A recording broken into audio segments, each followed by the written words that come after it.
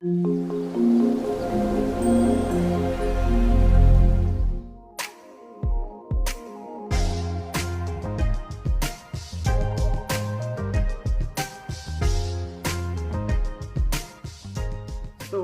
Guys, welcome back to my channel. I am Manoj Kumar और दोस्तों मैं फिर से हाजिर हूँ आपके सामने एक और टॉपिक को लेकर के।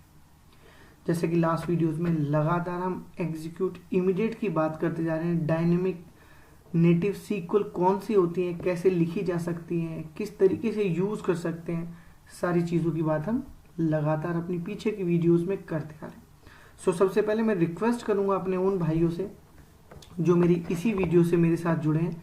अगर एग्जीक्यूट इमीडिएट के इस कंसेप्ट को बेहतर तरीके से समझना है तो सब सीक्वेंशली जो पीछे की वीडियोस हैं उनको जरूर देखिएगा, सो दैट आपका जो कंसेप्ट है वो क्लियर हो जाए।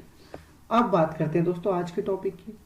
आज के टॉपिक की बात करूं तो दोस्तों पीछे की वीडियोस में कई सारे दोस्तों के कमेंट्स आए हैं कि जो पैरामीटर्स हम पास करते हैं उन पैरामीटर्स में क्या वो पोजीशन से मैप होते हैं, क्या वो नाम से मैप होते हैं, किस तरीके से वो काम करते हैं, उस चीज़ की जानकारी के लिए मेरे को कई सारे कमेंट आए। दोस्तों उसी चीज़ को और बेहतर तरीके से क्लियर करने के लिए मैं आज का वीडियो आप लोगों के लिए बना रहा हूँ। यहाँ पे समझते हैं कि सबसे पहले तो जो नेटिव डायनेमिक एसक्यूएल्स लिखते हैं, जो एग्जीक्यूट इमीडिएट लिखते हैं, वो किस तरीके से और किन किन चीज़ों के लिए लिखे जाते हैं। दो चीज़ों के लिए लिखे जाते हैं। या तो वो आपकी कोई स्टेटमेंट होती है, जिस स्टेटमेंट को आप रन करते हो, लाइक सेलेक्ट हो सकता है, लाइक किसी सेलेक्ट का काउंट हो सकता है, लाइक इंसर्ट हो सकता है, लाइक डिलीट हो सकता है, अपडेट हो सकता है, कोई डीएमएल हो सकती है, डीडीएल हो सकती है, डीसीएल, कोई भी कमांड हो सकती है। तो एक बात तो हो गई कि वो कोई एसक्यूएल स्टेटमेंट हो सकती है, कोई ब्लॉक नहीं होगा, कोई प्रोसीजर नहीं होगा, कोई अनोनिमस ब्लॉक नहीं होगा। तो उसी के बेसिस पे बहुत इंपॉर्टेंट टॉपिक है दोस्तों, आपके लिए ये जो कंसेप्ट है रेडी किया है, बिकॉज मैंने कई सारी वीडियोस भी ऐसी देखी जहां पे मैं आपकी इस क्वेरी को सॉल्व करने के लिए बेहतर तरीके से आपको आंसर कर सकूं, लेकिन मुझे कोई video, not a single one video या कोई ब्लॉग ऐसा मिला जहां पर इस चीज की क्लैरिटी दे रखी है। तो मैं यहाँ पर काफी रिसर्च के बाद आपके लिए लेके आया हूं, तो ध्यान से समझते हैं। तो दो तरीके की चीजें हो सकती हैं दोस्तों। क्या हो सकती है कि मेरी या तो एक ब्लॉक हो सकता है, पीएल सीक्वल ब्लॉक हो सकता है, अनोनिमस ब्लॉक हो सकता है जिसे मैं अपनी एग्जीक्यूट इमीडिएट के साथ रन कर रहा हूं, या दूसरा हो सकता है कि वो विदाउट ब्लॉक हो, मतलब जो मेरी सीक्वल स्टेटमेंट है वही हो। तो ये दो तरीके से मेरे यहाँ पर जो मेरे प्लेस होल्डर होते हैं, यहाँ पे देखिए एक और नाम नया जुड़ गया, प्लेस होल्डर। प्लेस होल्डर कौन सा होता है? प्लेस होल्डर मैं बताऊंगा आपको, साथ में बताऊंगा बाइंड वेरिएबल। तो दो चीजें यहाँ पे जुड़ गई हैं। दोनों चीजों को यूज करने के लिए दो चीजें आपको यहाँ समझनी है साथ में, कि या तो आप कोई भी अपनी एग्जीक्यूट इमीडिएट के साथ कोई अपनी स्टेटमेंट रन करो, insert, update, delete, select, count, कोई भी, या कोई आप ब्लॉक चला रहे हो। ब्लॉक में आपको कोई अनोनिमस ब्लॉक हो सकता है, कोई पीएल सीक्वल ब्लॉक हो सकता है। तो इन्हीं दो चीजों के बेसिस पे मेरे ये कंसेप्ट जो है बाइफरकेट हो जाता है दो मेरी डायरेक्शन में। तो सबसे पहले बात करेंगे हम जहां पर सीक्वल स्टेटमेंट है, कोई स्टेटमेंट है जिसको हम एग्जीक्यूट इमीडिएट के साथ रन करें, तो वहां पर मेरे प्लेस होल्डर और मेरे बाइंड वेरिएबल किस तरीके से आपस में मैप रहते हैं। थोड़ा सा स्क्रॉल डाउन कर लेते हैं। देखिए दोस्तों, सबसे पहले कंसेप्ट की बात कर रहे हैं तो यहाँ पे आपको बेहतर तरीके से ये समझना चाहिए कि ये मैप किसके साथ रहते हैं। देखिए, if the dynamic SQL statement does not represent an anonymous PL SQL block और call statement, then repetition of placeholder names is insignificant. मतलब कि जो आपने किसी भी सीक्वल स्टेटमेंट में, क्योंकि देखिए पीएल सीक्वल ब्लॉक नहीं है, ये पहले उसने क्लियर कर दिया, और अगर पीएल सीक्वल ब्लॉक नहीं है फिर आपने अपने प्लेस होल्डर को रिपीटेशन में यूज किया है, लाइक इस तरीके से जो कोलन लग के दिख रहे हैं, these are your place holders. तो इन प्लेस होल्डर्स को मैंने यहाँ पे एक्स दिया है, यहाँ पे भी एक्स दिया है, यहाँ y दे दिया, x दे दिया। तो इसने क्या बोला है, ये इनसिग्निफिकेंट है, मतलब इसका कोई मीनिंग नहीं है, ये करने की कोई जरूरत ही नहीं है। क्यों? क्योंकि देखिए ये है आपके क्वेश्चन का answer. Place holders are associated with bind variables in the using clause by position not by name. तो अगर आपकी कोई स्टेटमेंट है तो उस स्टेटमेंट में जो आपके बाइंड वेरिएबल्स हैं वो पोजीशन के थ्रू मैप होते हैं। कौन सी? कि ये फर्स्ट पोजीशन, ये सेकंड पोजीशन, ये थर्ड पोजीशन, ये फोर्थ पोजीशन, और इसी सीक्वेंस में आप अपने जो बाइंड वेरिएबल्स हैं वो भी पास करेंगे, जो आपकी वैल्यूज है वो पास करेंगे। वो ऑटोमेटिक फर्स्ट पोजीशन पे फर्स्ट वाली मैप हो जाएगी, सेकंड पोजीशन पे सेकंड वाली मैप हो जाएगी, थर्ड वाली पे थर्ड और फोर्थ वाली पे फोर्थ। कोई फर्क नहीं पड़ता है दोस्तों कि आपने सेम नेम दिया है या डिफरेंट नेम दिया है। अगर आप कोई स्टेटमेंट रन कर रहे हैं, इट मीन्स पोजीशन से मैपिंग होगी आपके बाइंड वेरिएबल की, ना कि नेम से। तो ये कंसेप्ट था, बोल तो दिया, समझा भी दिया। तो एक बार इसको टेस्ट भी करते हैं। टेस्ट करने के लिए, आपको समझाने के लिए सिंपल 4 कॉलम की मैं एक टेबल यहाँ पे क्रिएट कर रहा हूं। तो जल्दी से एक टेबल क्रिएट कर लेता हूं। ओके, टेबल मेरी पहले से क्रिएटेड है, तो एक बार या तो टेबल को मैं ड्रॉप कर देता हूँ या टेबल का डेटा जो है वो मैं यहाँ पे हटाता हूँ। लेट से मैं ड्रॉप ही कर देता हूँ अभी के लिए। ये मैंने टेबल को यहाँ पे ड्रॉप करने के लिए स्क्रिप्ट लिख लिया।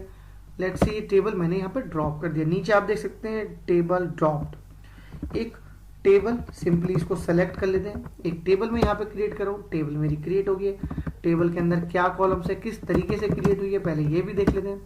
सेलेक्ट चलाया, simply 4 columns 1 2 3 4 subject 1 subject 2 subject 3 subject 4 की एक मेरी टेबल यहाँ पर क्रिएट होगी। अब बढ़ते हैं अपनी कंसेप्ट की तरफ। तो कंसेप्ट मैंने क्या बताया, यहाँ पे देखिए एक छोटा सा अनोनिमस ब्लॉक लिखा है।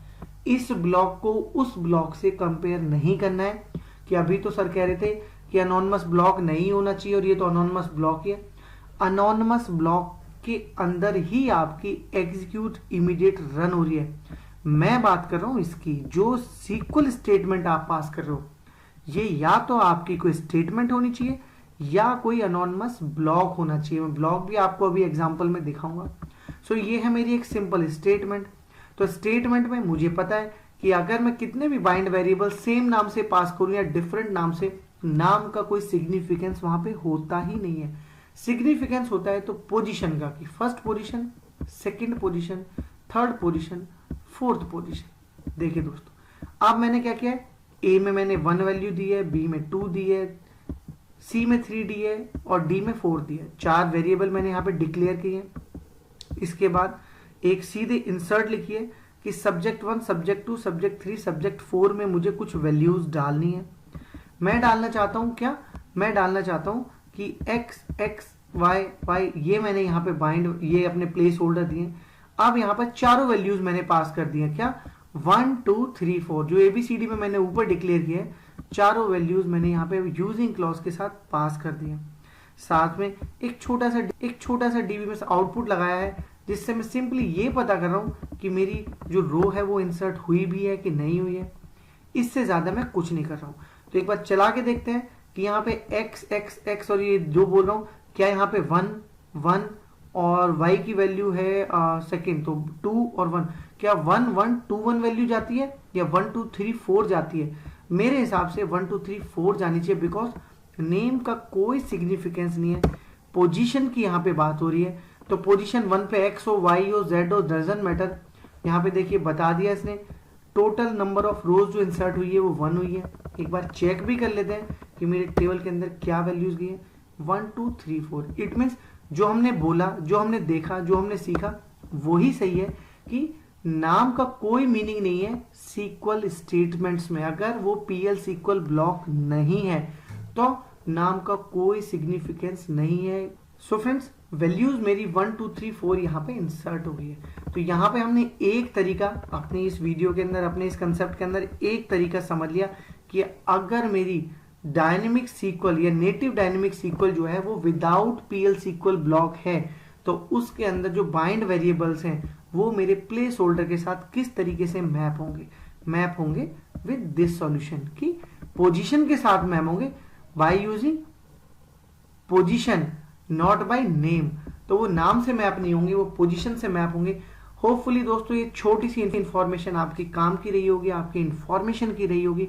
आगे का वीडियो जरूर देखेगा जहां पर मैं आपको क्लियरली बताने वाला हूं कि नेटिव डायनेमिक एसक्यूएल में अगर PL सीक्वल ब्लॉक पास करते हैं तो उसके अंदर इनका क्या सिग्निफिकेंट है।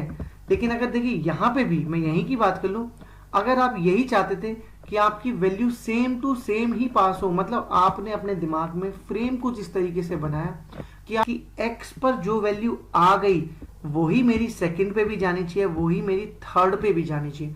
तो किस तरीके से मैं अपने प्रोग्राम को चेंज करूंगा। देखिए यहाँ पे अभी मेरी जो टेबल के अंदर है डेटा, गौर फरमाइए दोस्तों, यहाँ पर 1 2 3 4 डला हुआ है, लेकिन मैं चाहता हूं कि पहली पोजीशन पे सब्जेक्ट 1 में भी 1 आए, सब्जेक्ट 2 में भी 1 आए, सब्जेक्ट 4 में भी 1 आए, सब्जेक्ट 3 में मेरा 2 आए। तो अगर इस तरीके की रिक्वायरमेंट है तो मुझे किस तरीके से अपने बाइंड वेरिएबल्स यहाँ पास करने होंगे वो बताता हूं। देखिए यहां तक का प्रोग्राम मेरा बिल्कुल सेम टू सेम है, कोई चेंज नहीं है, लेकिन चेंज कहां पर है, चेंज आपको बेहतर तरीके से समझना चाहिए। अब की देखिए मैंने अपने जो वेरिएबल्स हैं उनकी वैल्यूज जो हैं वो मैंने देखिए किस तरीके से पास की है। मैंने ए बी सी डी यहाँ पे पास नहीं की है, मैंने पास की है कि फर्स्ट पोजीशन पे मैं चाहता हूं ए की वैल्यू, सेकंड पोजीशन पे भी मैं ए की वैल्यू चाहता हूं, थर्ड पोजीशन पे मैं बी की वैल्यू चाहता हूं और फोर्थ पे मैं ए की चाहता हूं। तो इस केस में क्या वैल्यू इंसर्ट होगी, इस केस में मेरी सब्जेक्ट 1 2 3 4 में होगी 1 1 2 1 वैल्यू इंसर्ट होगी। एक बार रन करके देखते हैं। तो अगर मुझे उस तरीके से अपनी वैल्यूज को इंसर्ट करना है तो मुझे अपने जो वेरिएबल्स हैं वही उस तरीके से पास करने होंगे, ना कि जो प्लेस होल्डर के नेम में दे रहा हूं उससे कोई मीनिंग नहीं है। मैं एक बार चला के देखता हूं। देखिए दोस्तों अब की बार वैल्यू पास हुई है 1 1 2 1। तो होपफुली ये कंसेप्ट आपको यहाँ पे बहुत बेहतर तरीके से क्लियर हो गया होगा कि किसी भी एग्जीक्यूटिव इमीडिएट के अंदर किसी भी सीक्वल स्टेटमेंट को, चाहे वो डीएमएल हो, डीसीएल हो या डीडीएल हो, उसको रन करने के केस में मेरी जो बाइंड वेरिएबल्स होते हैं वो मेरे प्लेस होल्डर के साथ पोजीशन के थ्रू मैप होते हैं, ना कि नेम के थ्रू। तो होपफुली ये इन्फॉर्मेशन आपके काम की रही होगी। फिर से मुलाकात होगी दोस्तों एक नए वीडियो में नए कंसेप्ट के साथ। तब तक के लिए दीजिए मुझे इजाजत। और दोस्तों आगे की वीडियो जरूर देखिएगा जहां पे मैं आपको बताने वाला हूं कि पीएल सीक्वल ब्लॉक को अगर अपनी नेटिव डायनेमिक एसक्यूएल में पास करते हैं तो वहां पर प्लेस होल्डर्स मेरे बाइंड वेरिएबल्स के साथ किस तरीके से मैप होते हैं। तो फिर मुलाकात होगी दोस्तों, तब तक के लिए थैंक यू सो